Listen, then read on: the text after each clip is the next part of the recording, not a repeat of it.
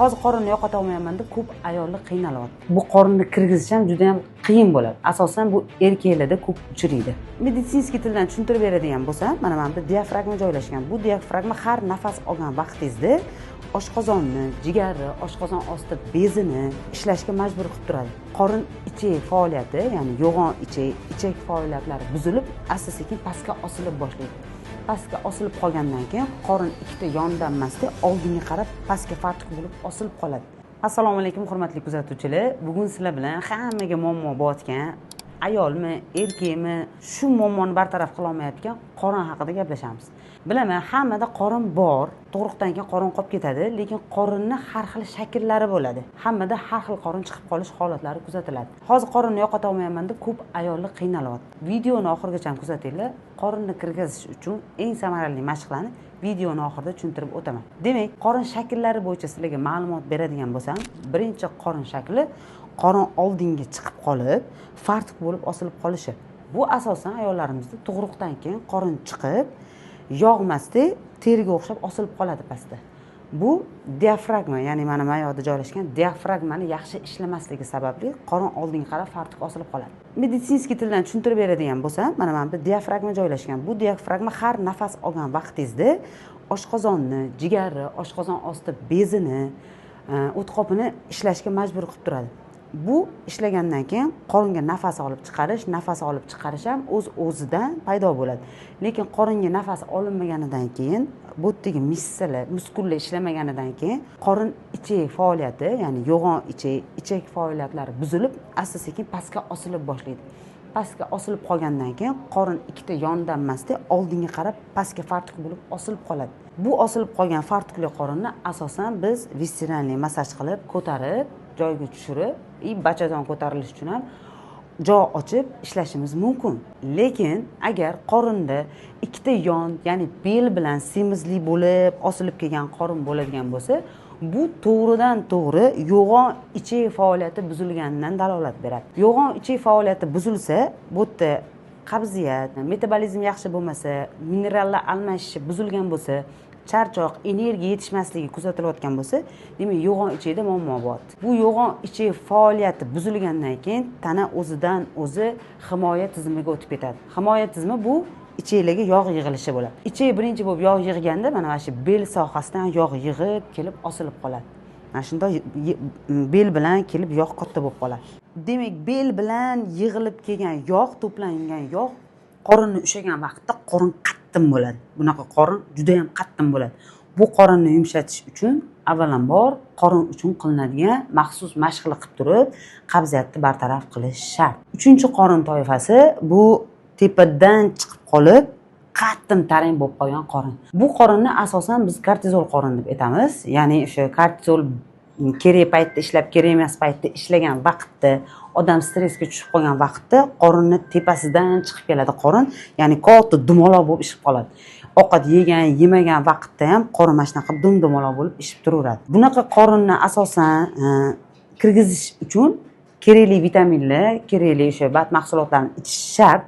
Undan tashqari qorin visceralniy massaj olishi, sport bilan doim shug'ullanishi, ko'chada 10 ming qadam, ya'ni o'sha harakatli mashqlarni qilib borishi juda ham zarur hisoblanadi. Chunki kortizol ko'tarilib ketgandan keyin mana bu qovurg'i sekin ko'tarilishi boshlaydi. Uyda ham kuzatib ko'ringlar, mana shu qovurg'inglar tepaga ko'tarilayotgan bo'lsa, demak sizda insulin miqdori ko'tarilib, kortizol noto'g'ri ishlayotgan hisoblanadi. Kortizol noto'g'ri ishlagandan keyin mana shu qovurg'i tepaga ko'tarilib, qorningiz chiqishi uchun yo'l ochib beradi. Bu xavfli qorin hisoblanadi. Bu qorinni kirgizish ham juda ham qiyin bo'ladi. Asosan bu erkaklarda ko'p uchraydi. Demak, bizning sentrimizda qorin visceralniy massaj qilish uchun diastaz, tug'ruqdan keyin qolib ketgan qorin, visceralniy massaj, qabziyat, bachadon tushishi kabi muammolarga biz asosan visceralniy massaj va intim mashg'ulotlar obязательно olib boriladi. Bizning sentrimizga bog'lanish uchun quyidagi raqamlarni pastda yozib qoldiramiz. Kirib yoki qo'ng'iroq qilib yana batafsil ma'lumot olishingiz mumkin. Hozir men qorin uchun kerakli mashg'ulotlarni, ya'ni kerakli mashqlarni ko'rsatib o'taman. Tug'ruqdan keyin qolib ketgan qoringa ko'p e'tibor qilmaydigan narsamiz biz noto'g'ri nafas olishimiz bo'ladi. Ko'p ayollar e'tibor bermaydi, yoshi kattami, kichkinami farqi yo'q. tug'ruqdan keyin nafas olishingizga e'tibor bering. Tug'ruqdan keyin bir oydan keyin qanaqa mashq boshlashim kerak deyotgan ayollarimiz uchun ham nafas mashqi bilan boshlaysizlar, asta sekin. Ya'ni mana shu aytib o'tgan qorningiz chiqishiga sababchi bo'layotgan mana bu diafragmani ishlatib olamiz. Diafragmani ishlatish uchun mana turgan holatda qornimizni o'ng qo'l bilan qo'yib olamiz. Chuqur nafas olib, qorinni o'ziga mana shu qorinni chiqarib qoringa olamiz. Sekin og'iz bilan chiqarib qorinni press holatiga keltiramiz. Ichkariga kirib ketish kerak qorin. Endi shuni ikkita, ya'ni nafas olgan vaqtimizda mana nafas oldik, qoringa 10 marotaba shuni qilganingizdan keyin nafas bo'yicha ikkinchi mashq. Xuddi nafas mashqi. Qaranglar, endi nafas qaranglar. 2 marta olaman. Bittada. Yana.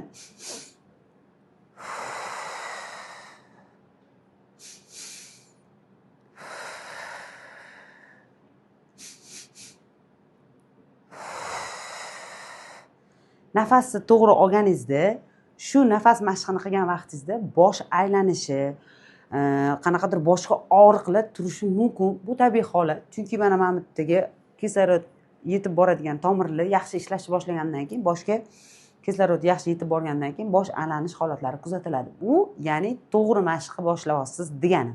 Demak, ikkita qorin mashqi aynan nafas bilan bog'liq. Endi uchinchisini ko'rsatib o'taman yotgan holatda.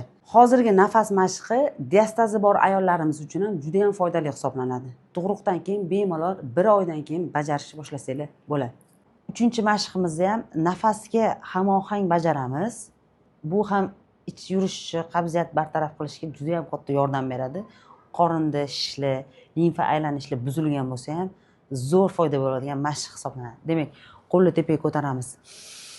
Chuqur nafas olamiz, qorinni ichkariga tortamiz.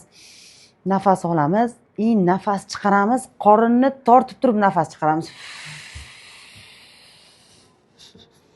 Mana shu holatda 1, 2, 3, 4, 5 yana.